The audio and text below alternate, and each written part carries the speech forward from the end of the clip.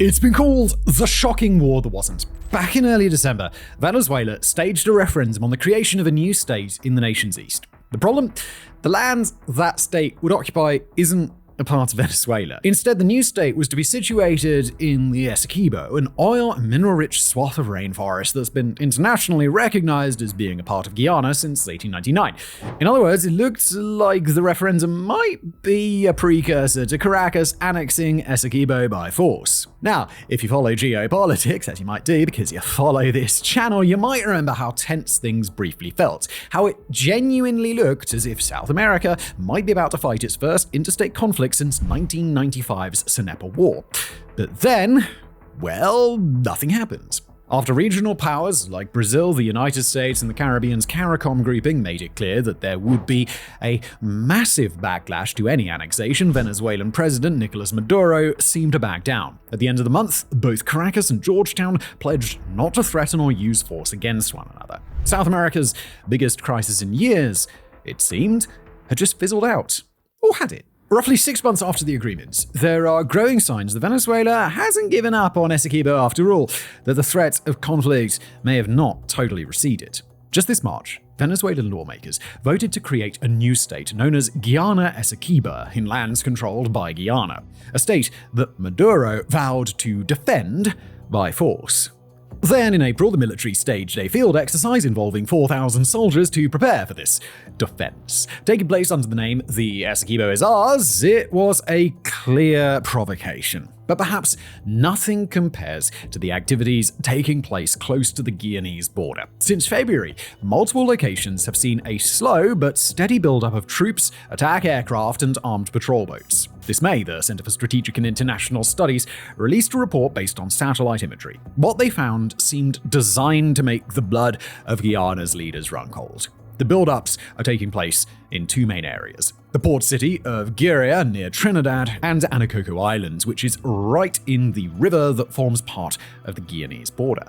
Annexed by Venezuela in the 1960s, Anacoco Island has long been a sore spot between Caracas and Georgetown, one which hosts what used to be a rudimentary airfield. Today, though, satellite imagery shows that the airfield is no longer so rudimentary, nor is the island so isolated. Instead, bridges are being built, space cleared around the airstrip, and armored fighting vehicles being brought to the base. More concerningly, CSIS noted over 75 field tents that appeared on satellite imagery, which the think tank claims is, quote, enough for a battalion-sized unit of several hundred personnel. Given that Anacoco Island is in the middle of a remote stretch of forest, it's hard to see what several hundred soldiers could be conceivably accomplishing there, apart from, well, freaking Guyana out. Yet it's arguably the arrival of new hardware in Guiria that's more concerning, simply because it's so comparatively heavy. CSIS reports the city's airport now houses 2 Buck M2EK anti-aircraft missile launchers and 3 KAW light attack aircraft, the latter of which have been featured in social media videos promoted by the military, with "The Essequibo is Ours" written on their tails.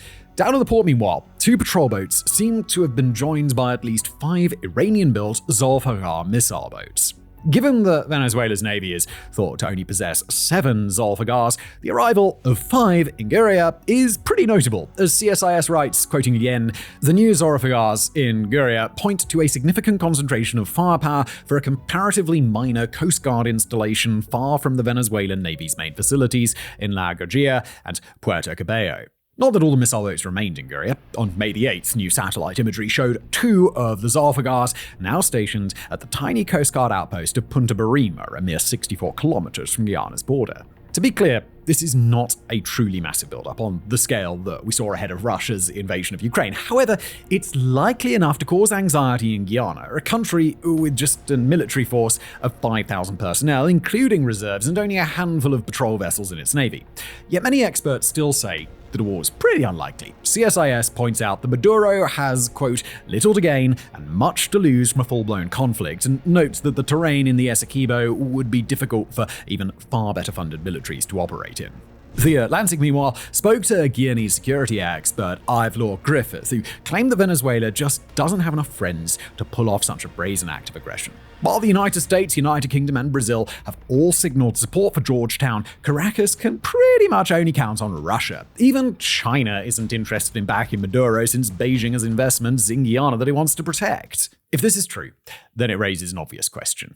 Why? If launching a war would be so potentially costly, then why is Maduro messing around with troop buildups? One potential answer could be that Maduro genuinely wants to take control of Essequibo and hopes the mere threat of an invasion will force Georgetown into making concessions on the territory. After all, the region's offshore oil fields are big enough to have turned Guyana into the world's fastest growing economy. Counterpoint is that Venezuela already has massive oil reserves. In fact, it has the biggest proven reserves in the world. Yet the economy is a basket case. Annexing Guyana's oil wouldn't suddenly undo all the economic damage the government in Caracas has wrought. And all of this points to a more cynical reason for these deployments so close to the Guianese border. Maduro hopes to influence the upcoming Venezuelan elections. Due to be held on July the 28th, the vote will pitch Maduro against an opposition unified behind ex-diplomat Edmundo Gonzalez. While no one expects a fair vote, the mountain Maduro still has to climb is positively Himalayan. The Miami Herald reports that recent surveys predict Maduro getting around 20% compared to Gonzalez's 62%. According to the paper, while the regime has frequently been accused of winning elections through fraud, the margin is viewed by some international observers as being too large to steal. Bloomberg, meanwhile, claims that hopes for regime change have skyrocketed inside Venezuela in recent weeks. It may be that Maduro is genuinely worried about the election's outcome. This is where Guyana comes in.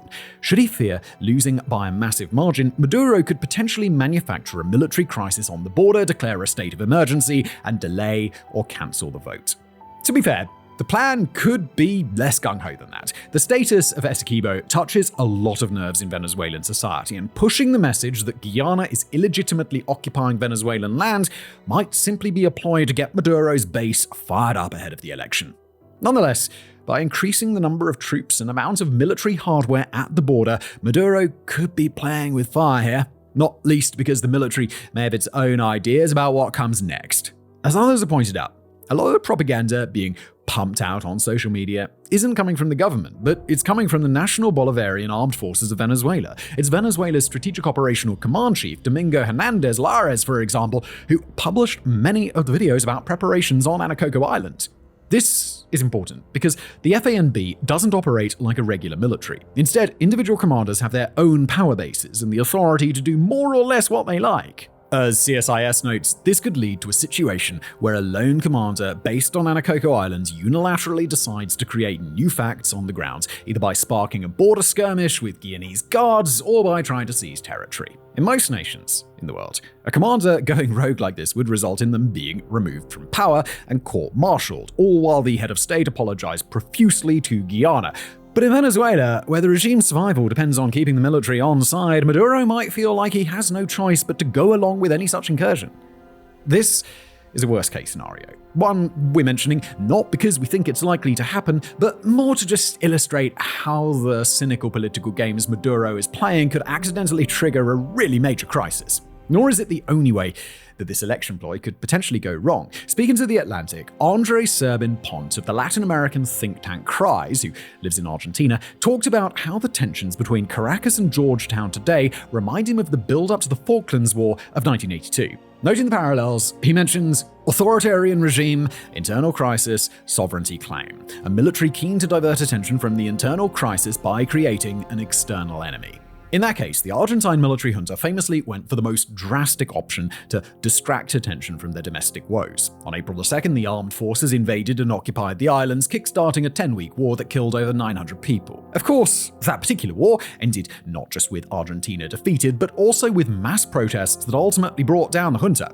With that kind of warning in South America's semi-recent history, you'd hope that Maduro would have to either be a fool or a madman to try something similar. But sometimes, events can take on a life of their own. Even if Maduro and the military leadership intend to avoid a full-scale war, there remains a risk that they could be dragged into one against their will. As CSIS put it, Venezuela's rhetoric risks crossing a Rubicon beyond which it cannot return without taking some kind of action against Guyana. And while Venezuela's military is much larger and much better equipped than Guyana's, the possibility of intervention by a regional power like Brazil could turn what looks on paper like an easy victory into nothing short of a disaster for Caracas. As we've said when covering this story before, the most likely outcome still remains that nothing happens. That Maduro continues to spout a lot of hot air and drive up insurance costs for oil firms working in Guyana, but refrains from actually triggering a crisis over Essequibo. Still, we can't ignore the fact that the possibility is there. That for the first time in years, there is a distinct, if small, chance that South America may see an interstate war take place on the continent. It may have felt like the story of tensions between Guyana and Venezuela fizzled out last December, but as this section has hopefully shown, it could be that the longer story has barely even begun. In our next story today, we're going to travel from South America to the rolling plains of Poland, where although an enemy may not yet be massing at the border, the nation appears to understand that war may come sooner than later.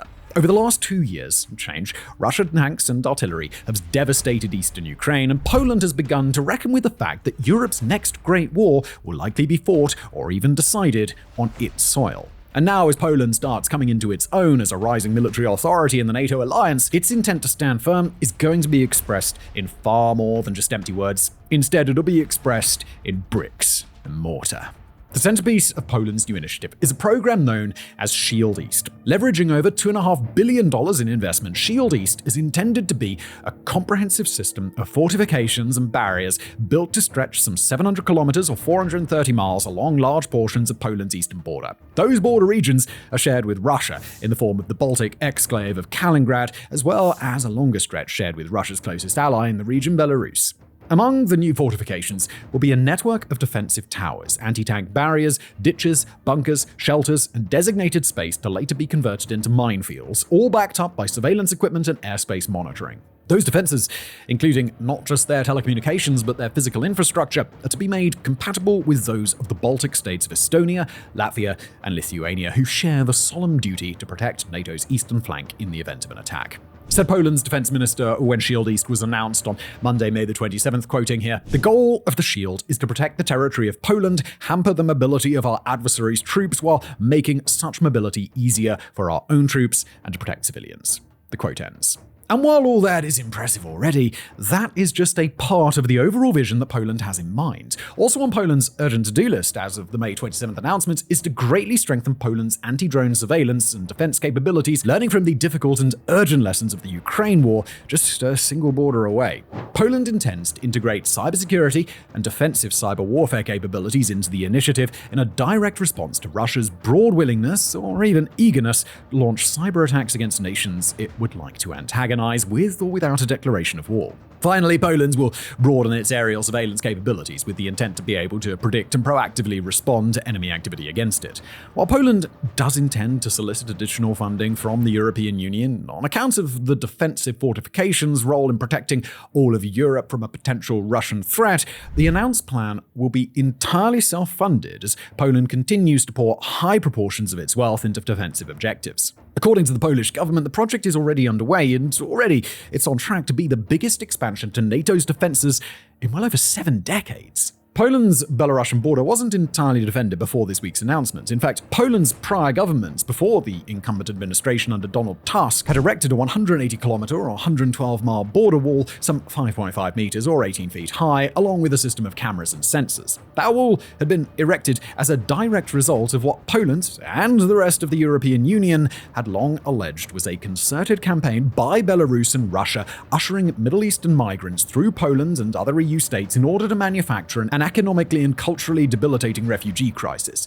But while those prior defenses weren't inconsequential, they were aimed at keeping out migrants traveling on foot with no intention of carrying out military-style attacks. Poland's new initiative, though, is aimed at nothing short of facing down the might of the modern Russian military, either as a deterrent measure to convince Vladimir Putin to keep out of Europe, or as a line in the sand to halt a Russian advance in its tracks. As Poland tells it, Shield East will be completed by 2028, around the same time that Poland's close allies in the Baltics have suggested that Russia's military-industrial complex might be ready to test NATO's resolve directly. And as for why this is happening now, Well, a cynic might say that it's just another nation going through an election season. Poland is due to elect 52 representatives to European Parliament just 2 weeks after the country announced its new fortifications, a reality that simply can't be ignored when it comes to the timing of this announcement. Although Poland's primary opposition is more than happy to sign on to the current administration's goals of strengthening Polish defense, it's still a clear opportunity for the administration to set itself apart with voters. That potentially secures or even strengthens Poland's ability to negotiate on its own behalf and on the behalf of those in favor of a better defended European continent. But even if the announcement may be partially motivated by politics, that certainly does not mean it's unwelcome. While nearly 3 out of 4 polls opposed direct Polish military involvement in Ukraine in an April 2024 poll by Statistics Poland, a far higher proportion of polls are in agreement that a potential Russian assault on their own nation would not be tolerated, even as they increasingly agree that such an attempt may be coming in the next few years. Yet even as much as the Polish government and its people can find ample reason to worry that the Shield East might be necessary one day, the project has also drawn an almost obligatory set of comparisons to a long-derided failure of military strategy, the French Maginot Line in World War II. Built in the 1930s to deter Nazi Germany from a westward invasion, the Maginot Line was an incredibly expansive effort that took nearly a decade to complete. Made up of a line of concrete fortifications and weapons installations, the Maginot Line was thought to be impenetrable by aerial bombardment or tank assault, with sophisticated features to ensure that its troops could live well whilst defending the French homeland.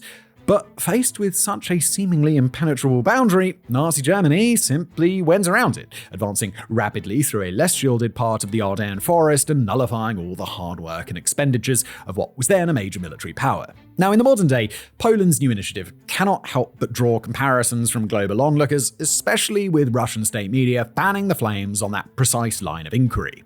But in practice, even if the details of Poland's defensive line are still somewhat murky, it appears safe to say that the Maginot Line comparisons may be a bit overblown, and in fact that Shield East might bring with it some tangible lessons learned from the example of 1930s France. On the one hand, Poland's defensive measures are far more attuned to the nature of future wars than the Maginot Line ever was. While the French anticipated heavy weaponry but not a new set of tactics, Poland is focused squarely on the tactical and strategic elements of the Russian threat, from drones to cyber warfare to the mass-produced military artillery with which Russia would almost certainly grind forward in an offensive.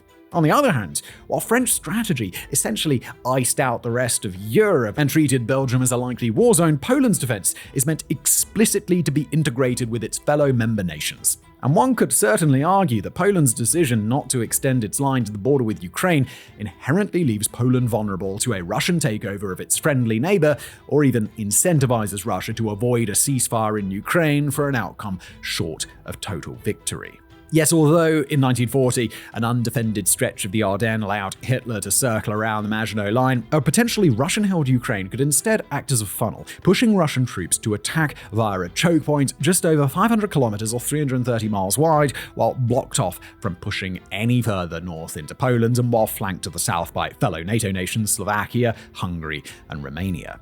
Far from a weak spot in the defenses, Poland's construction of a deterrent fortification along the other parts of a potential front can allow the country and its NATO allies to prioritize this part of the continental defense, knowing that it is here that Russia is most likely to try and break through. And in a more broad sense, the adoption of the Shield East strategy speaks volumes about Poland's shift toward greater military might. Embittered by having been overrun early in the Second World War and having years of fierce resistance come to nothing when their nation was swallowed up by the Soviet Iron Curtain, modern Polish leaders have zero intent of laying down in front of a potentially aggressive Russia. Faced with tanks rolling towards Kiev next door, an underprepared and aloof United Kingdom, and all bark no bite France, and a Germany that seems as if it's growing more sluggish on defense by the day, Poland has spent the last 2 years pulling itself up by the bootstraps and making ready to pick up the mantle of NATO self-defense. After all, nobody else has appeared willing to do it. Now, as the rest of Europe wakes up to its self-made defense nightmare and kicks itself into gear, Poland is charging forward on its path to becoming a giant on defense.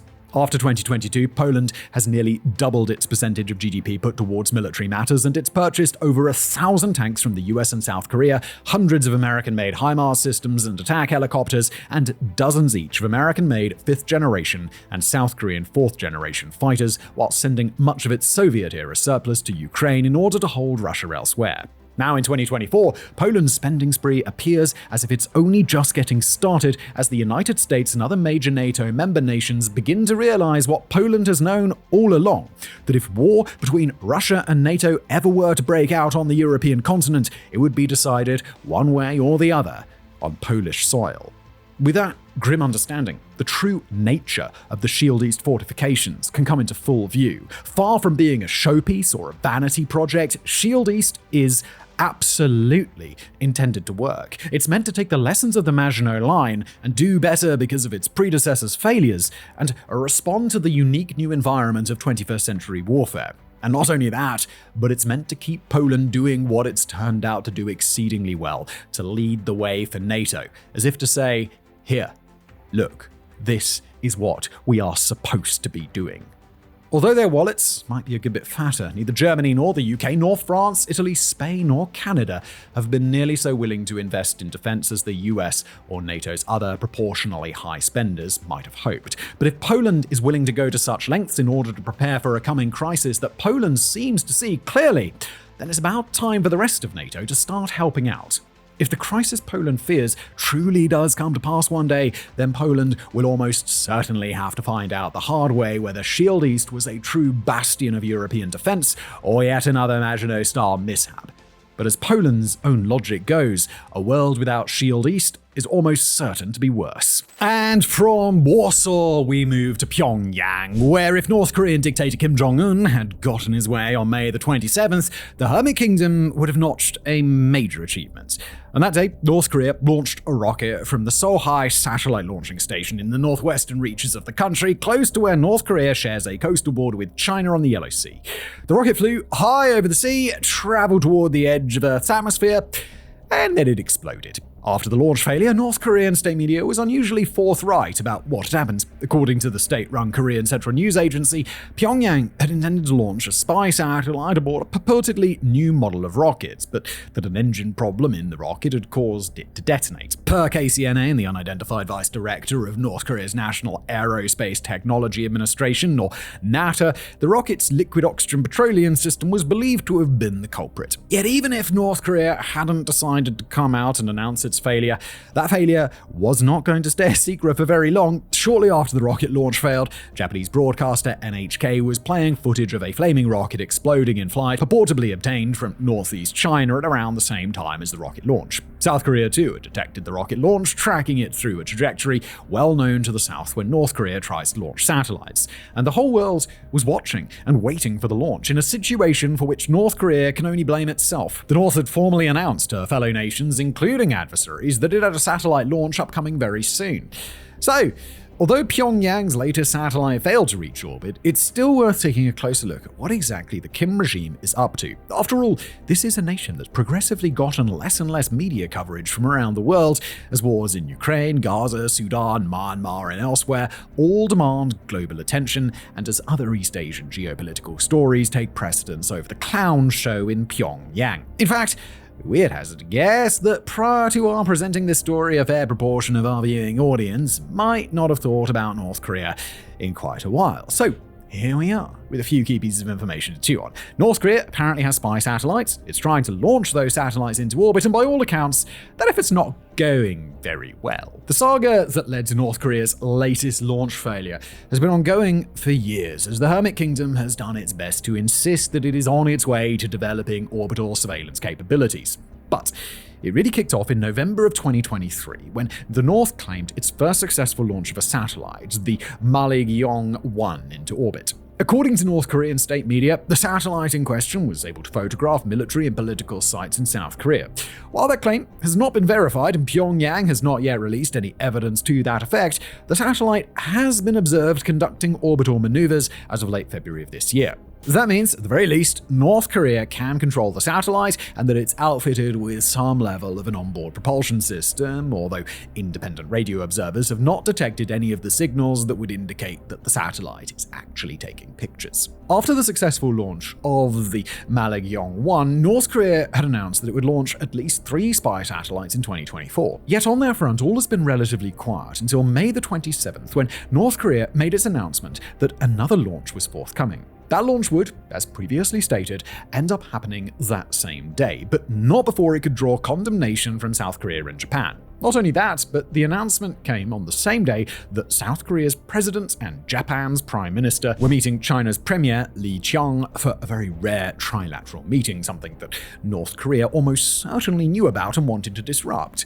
When the launch did take place, it drew yet another round of condemnation, as international observers pointed out the relevance of when the launch had taken place. Wrote the Associated Press, quoting here, "Kim Jong-un has been embracing the idea of a new Cold War and seeking to boost ties with Beijing and Moscow to forge a united front against Washington. So China's diplomacy with Seoul and Tokyo might have been a disturbing development for Pyongyang." The quote ends. As for the satellite itself, it's difficult to say what Pyongyang's most recent offering was or wasn't capable of. After all, Pyongyang is not particularly inclined to share those sorts of details with the global press.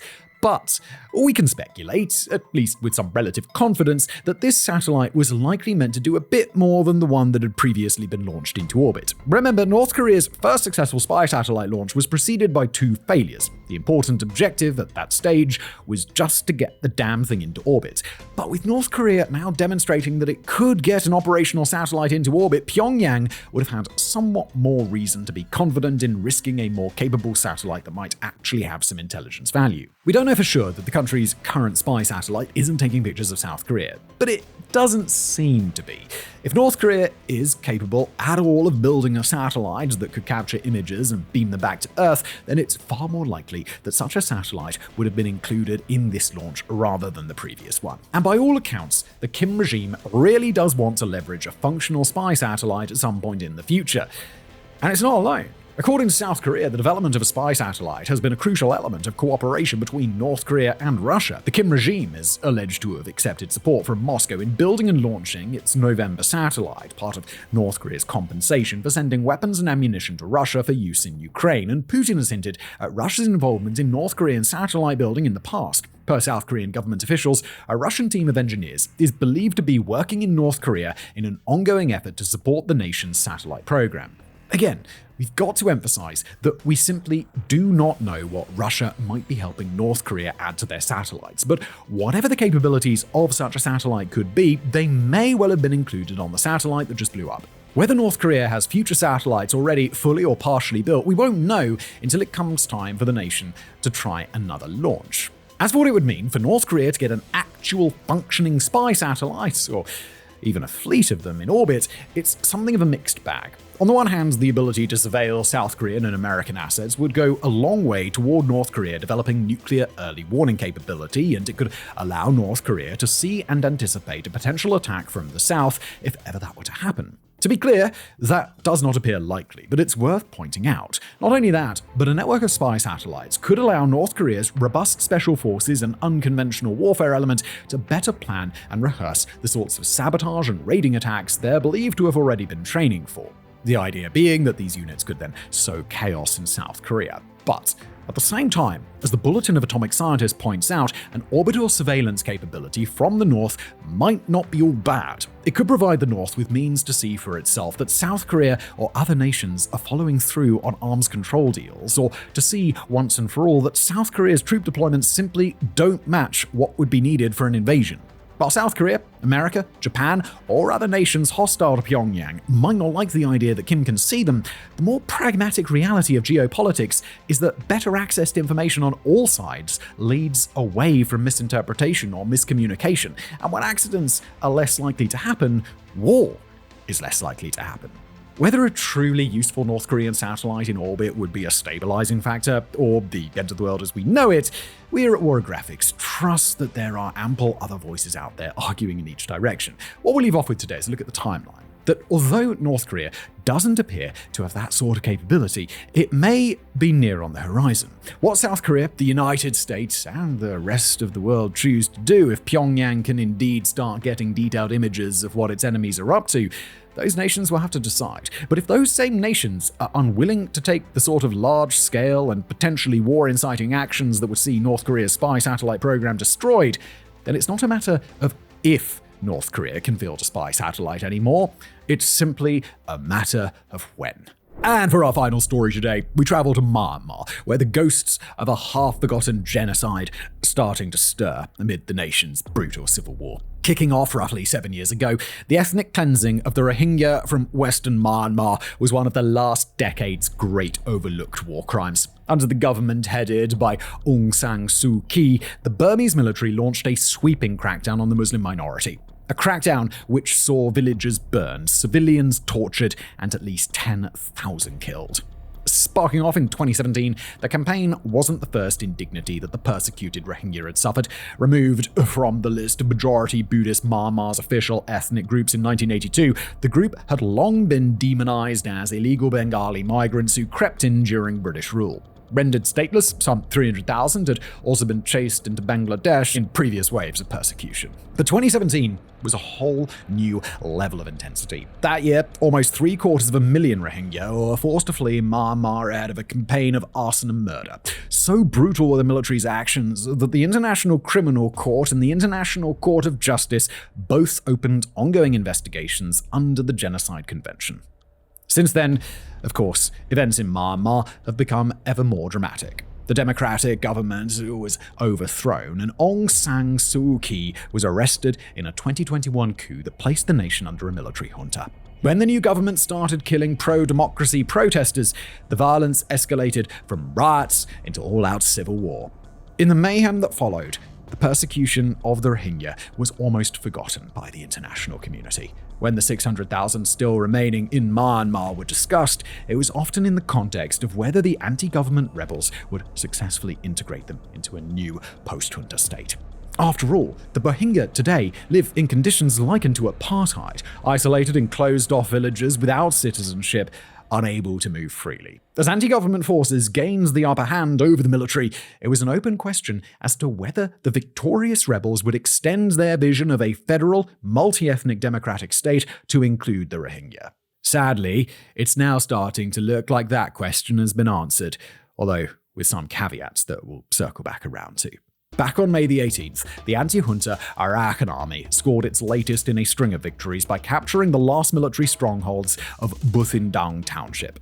Located in Rakhine State near the Bangladeshi border, Buthindang is a home to a large number of the remaining Rohingya, or at least it was until recently. According to reports that have filtered out over the past 2 weeks, the Arakan army ended its campaign by turning its guns on the civilian population. The details are gruesome, if contested. According to the Special Advisory Council for Myanmar, the Arakan army targeted the Rohingya with, quote, coordinated killings, large-scale arson attacks, and shelling. Meanwhile, spokesperson Liz Throssell of the Office of the UN High Commissioner for Human Rights detailed, quoted here via AP News, the burning of the town of Buthindang, as well as airstrikes, reports of shootings at unarmed fleeing villagers, beheadings, and disappearances. The UN itself heard from Rohingya, who claimed the Arakan army had extorted them for money as they tried to flee the violence. According to Reuters, at least 4,000 were left trapped along the Naf River after Bangladesh closed its border. Overall, the carnage may have left 200,000 Rohingya internally displaced. It's important to note here that most of these claims are impossible to verify. The junta has imposed a communications blackout across Rakhine State, meaning journalists and aid groups are stuck piecing together fragments to try and figure out what happened.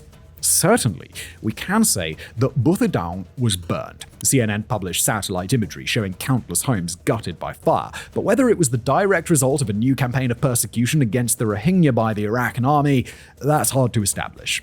The Arakan army itself is keen to dispel these claims. In a detailed rebuttal sent to the New Humanitarian, they claimed that, quote, we have always prioritized protecting the rights of all communities in the region, regardless of race, religion, or ethnicity. They also emphasized that, quoting again, we recognize and uphold the citizenship and human rights of the Muslim residents in Arakan. Still, there are reasons to be doubtful of the group's account. As AP News notes, quoting, "The ethnic Rakhine nationalists, whose cause the armed group espouses, have long expressed antipathy towards the Rohingya." Now, such claims and counterclaims are common during wartime, especially in the aftermath of incidents like this. But figuring out what's happening between the Rohingya and the Arakan army is vital, because it points to the country's potential shape after the war, a shape the Arakan army may well help decide. Formed in 2009 with the goal of creating, in the humanitarians' words, a Confederate Arakan state for the predominantly Buddhist Arakanese, the group spent the early phases of the current civil war in a shaky ceasefire with the junta. That all changed last October when the militia suddenly attacked junta outposts in Rakhine State, part of a broader push coordinated with other ethnic rebel groups known as Operation 1027. Since then, the Arakan army has been one of the key forces propelling the junta towards defeat, pushing the military out of huge parts of both Rakhine and Chin states, as well as joining operations in Myanmar's northeast. In short, they are a core part of the rebel alliance that seems likely to secure an eventual victory. Given that this alliance claims it aspires to building a multi-ethnic, democratic and federal state, what its soldiers actually do on the ground, it really matters. Or as former US Ambassador to Myanmar Scott Marciel told Reuters, "In some ways, this is an early test of whether a post-military rule Rakhine state with significant autonomy can work." The junta, for its part, is aware of this. It's also aware of the historical divisions that exist between the Buddhist nationalists and the Muslim Rohingya. A division the military is now trying to cleave wide open through conscription. Since February, the junta has enforced 2 years of military service on all men aged 18 to 35 and all women aged 18 to 27. Those who refuse can be jailed for 5 years. Among those eligible to be called up are the Rohingya. But rather than just press gang them into fighting, the junta has also added a sweetener. Supposedly, they've promised to recognize the minority group as full citizens. This is an offer no one else has made the Rohingya, which may explain why some have enlisted to fight against the Arakan army. According to the New Humanitarian, quoting here, "At the moment, it is mostly uneducated youth choosing to enlist with the junta, largely because they see no other job opportunities or hopes for economic and geographic mobility. They join the military in the false hope that it will secure their freedom." The quote ends. Others simply fear they have no choice. Trapped in villages and displaced people's camps, the Rohingya are all too easy to find. As one villager lamented, "If we talk to the military, the Arakan army will suspect us. But if the military or government find any connection between us and the Arakan army, I'm sure the military would kill the Rohingya." Overall, it's unknown how many of Myanmar's more than 600,000 Rohingya have been recruited into the military that once persecuted them, but it's known to already be causing a backlash. Morgan Michaels of the International Institute for Strategic Studies told Reuters that, quoting again here, "The Arakan army has reacted with inflammatory rhetoric and violence directed at the Rohingya." The quote ends. Likely, this is the entire point, to create divisions among the rebels by forcing the Arakan army to turn on Rakhine State's most persecuted minority. Speaking to Radio Free Asia, Rohingya activist Nay Sandwin claimed that, quoting here, "If the Rohingya are forced into their army, there could be a lot of problems between the Arakanese and the Rohingya. That's what the junta want." If the reports filtering out of Buthidang and other Rohingya areas are true, then in this, the junta has already succeeded. Should it be proven that the Arakan army has unleashed a new wave of ethnic cleansing against the minority, then it could do irreparable damage to the rebels' cause. Beyond that, it could also point to a darker future, one in which the promise of a democratic, multi-ethnic Myanmar fades away and old prejudices are allowed to reassert themselves. For much of Myanmar's civil war, the story has so far been one of unexpected unity, of opposition groups and ethnic militias from a dizzying array of places and backgrounds coming together to defeat a bloodthirsty junta. But the plight of the Rohingya adds a little drop of poison to the fairy tale, a reminder that there are deep, complex issues in this country that may not be solved, even if the junta is overthrown. It's too early yet to say whether genocide is returning to Myanmar, but it's clear that the world should watch closely what happens to the Rohingya in the coming months. It could be that one of the darkest tales in Myanmar's recent history has begun a new and unwanted chapter.